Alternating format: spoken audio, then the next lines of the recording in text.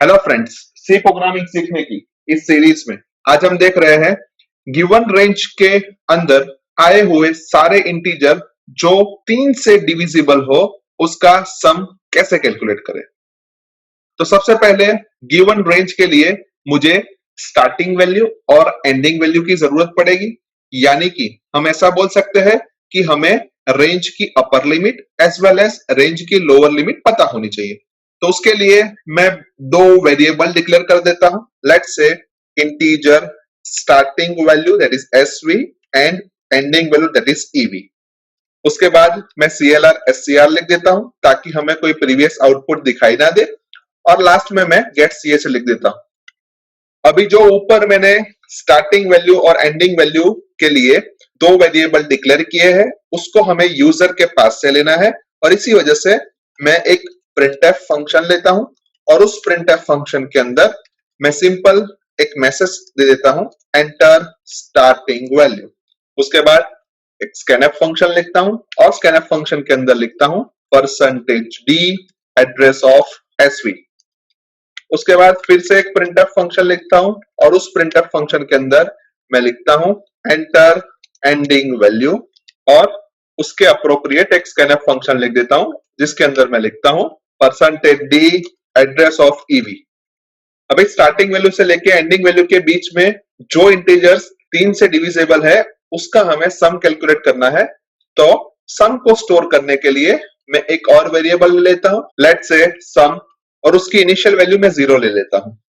अभी starting value हम assume करते हैं कि 23 है और एंडिंग वैल्यू हम एज्यूम करते हैं 30 है, यानी कि 23 से लेकर 30 के बीच वाले सारे इंटीजर्स जो 3 से डिविजिबल हो उसका हमें सम कैलकुलेट करना है। तो हम यहाँ पे देख सकते हैं कि सबसे पहला हमारा इंटीजर 23 होगा, उसके बाद 24, उसके बाद 25, उसके बाद 26, उसके बाद 27, उसके बाद 28, उसके बाद 29 और उसके बाद 30। अभी 23 से लेके 30 के बीच में आए हुए सारे इंटीजर्स का सम करना है जो इंटीजर्स 3 से डिविजिबल हो। अभी कोई भी नंबर 3 से डिविजिबल तभी बोला जाता है जब उसको हम 3 से डिवाइड करें और रिमाइंडर हमें 0 मिले। तो रिमाइंडर ढूंढने के लिए हमें मॉड्यूलो ऑपरेटर का यूज करना पड़ेगा, यानी कि 23 को हम 3 से डिवाइड करते हैं तो हमें रिमाइंडर 2 मिलती है, यानी कि 23 को हमें सम के अंदर इंक्लूड नहीं करना है। अभी 24 को 3 से हम डिवाइड करें तो हमें रिमाइंडर 0 मिलती है, यानी कि 24 को हमें सम के अंदर ऐड करना है। अभी सम की वैल्यू 0 है और उसके अंदर हम 24 ऐड करते हैं तो हमारा सम 24 बनता है। अभी 25 के बारे में देखते हैं। तो 25 को अगर हम 3 से डिवाइड करें और हमें रिमाइंडर 1 मिलती है, यानी कि इसको भी हमें सम के अंदर इंक्लूड नहीं करना है। अभी 26 के बारे में सोचे तो 26 को हम 3 से डिवाइड करें तो हमें रिमाइंडर 2 मिलती है, तो इसको भी हमें इंक्लूड नहीं करना है। अभी 27 के बारे में सोचे तो 27 को हम 3 से डिवाइड करें तो हमें रिमाइंडर 0 मिलती है, यानी कि 27 को हमें सम के अंदर इंक्लूड करना है। तो अभी हमारे सम की वैल्यू 24 थी और उसके अंदर हमने 27 को ऐड किया तो हमें आउटपुट के तौर पे 51 मिलेगा, यानी कि अब हमारे सम की वैल्यू 51 हो गई। अभी 28 को हम 3 से डिवाइड करें तो हमें रिमाइंडर के तौर पे 1 मिलता है, यानी कि 28 को हमें इंक्लूड नहीं करना है। अभी 29 को हम 3 से डिवाइड करें तो हमें रिमाइंडर 2 मिलती है, यानी कि 29 को भी हमें इंक्लूड नहीं करना है। अभी 30 को 3 से डिवाइड करें तो हमें रिमाइंडर के तौर पे 0 मिल रहा है, यानी कि 30 को हमें सम के अंदर इंक्लूड करना है।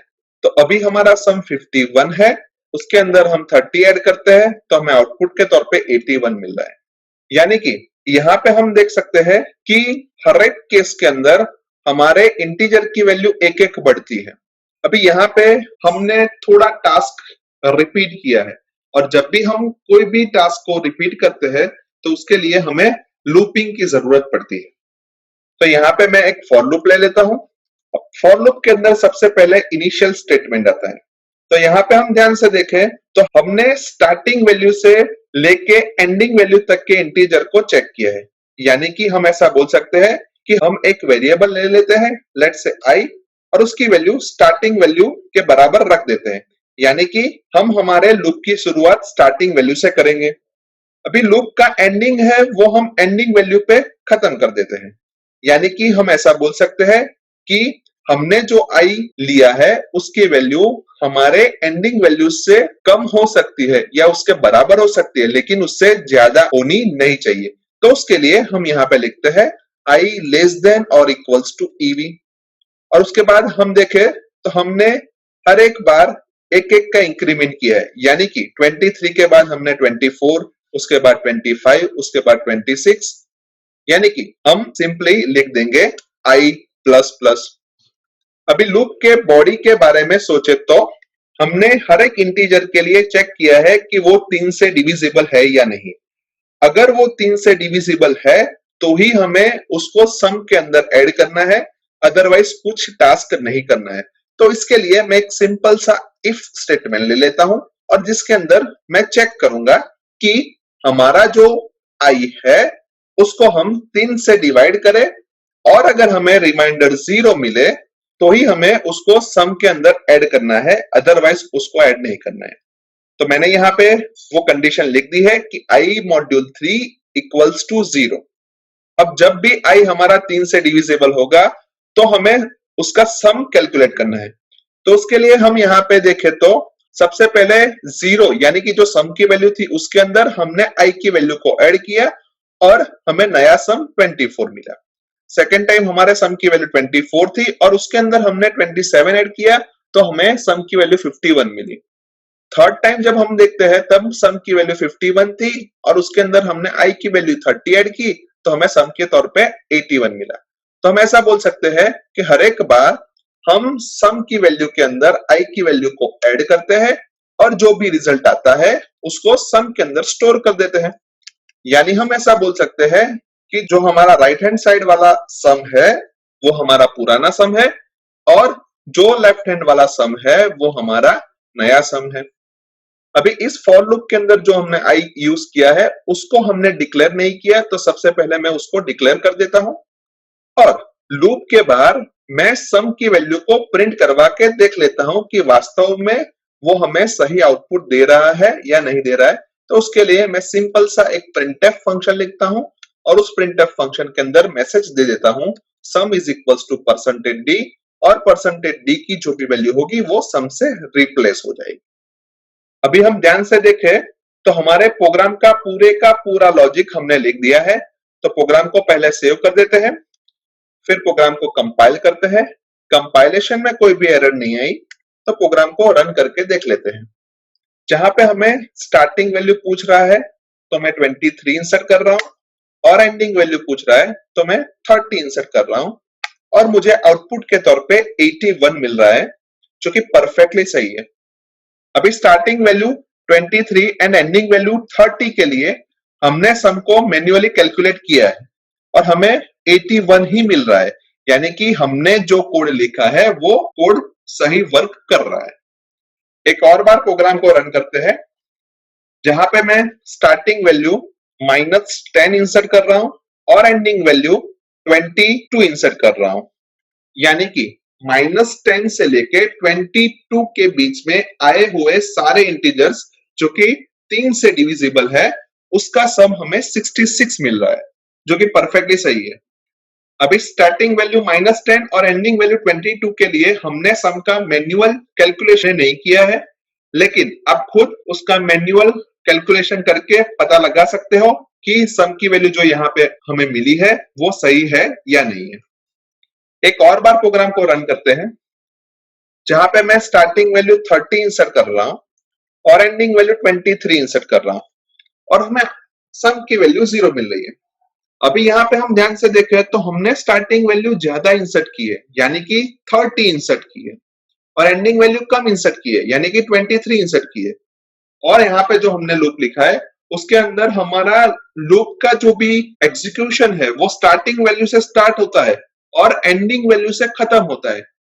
और हमारी लूप की कंडीशन ऐसी है कि आई लेस देन और इज इक्वल्स टू ईवी, यानी कि इस केस के अंदर i की वैल्यू 23 से बराबर या 23 से कम होनी चाहिए, लेकिन यहाँ पे i की स्टार्टिंग वैल्यू ही 30 है, यानी कि इस केस में फर्स्ट टाइम ही हमारे लूप की कंडीशन गलत होगी और हम लूप के अंदर नहीं जाएंगे और हमें जो सम की डिफॉल्ट वैल्यू है वो आउटपुट के तौर पे मिलेगी, यानी कि यहाँ पे जो हमें 0 मिल रहा है वो परफेक्टली सही मिल रहा है। लेकिन अभी हमें ऐसा करना है कि स्टार्टिंग वैल्यू आप कुछ भी डालो और एंडिंग वैल्यू आप कुछ भी डालो, यानी स्टार्टिंग वैल्यू बड़ी डालो या एंडिंग वैल्यू बड़ी डालो, दोनों के दोनों केस में हमारे आउटपुट में कोई फर्क होना नहीं चाहिए। और इसीलिए हम यहाँ पे चेक कर लेते हैं कि अगर हमारी स्टार्टिंग वैल्यू एंडिंग वैल्यू से ज्यादा है तो हम दोनों की वैल्यू को इंटरचेंज कर देते हैं। तो उसके लिए मैं सिंपल सा लिखूंगा temp is equals to SV, यानी कि temp की जो भी वैल्यू है वो SV को मिलेगी। अभी हमने देखा था कि स्टार्टिंग वैल्यू 30 ली थी और एंडिंग वैल्यू हमने 23 ली थी, यानी कि यहाँ पे जो हमने स्टेटमेंट लिखा उस स्टेटमेंट के एग्जीक्यूट हो जाने के बाद temp की वैल्यू में 30 स्टोर हो जाएगा। उसके बाद हम एक और स्टेटमेंट लिखते हैं SV is equals to EV, यानी कि EV की जो भी वैल्यू है वो हम SV को दे रहे हैं, यानी अब स्टार्टिंग वैल्यू के अंदर 23 स्टोर हो जाएगा। और उसके बाद हम एक और स्टेटमेंट लिखते हैं EV is equals to temp, यानी कि temp की जो भी वैल्यू है वो EV में जाके स्टोर हो जाएगी। अभी temp की वैल्यू 30 होने की वजह से EV में 30 स्टोर हो जाएगा। यानी कि हम देख सकते हैं कि जब हमने स्टार्टिंग वैल्यू एंडिंग वैल्यू से ज्यादा इंसर्ट की उस टाइम हमने दोनों की वैल्यू को इंटरचेंज कर दिया।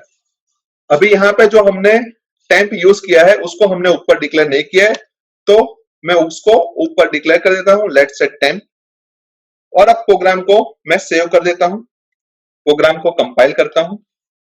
कंपाइलेशन में कोई भी एरर नहीं आई तो प्रोग्राम को मैं रन करके देख लेता हूं।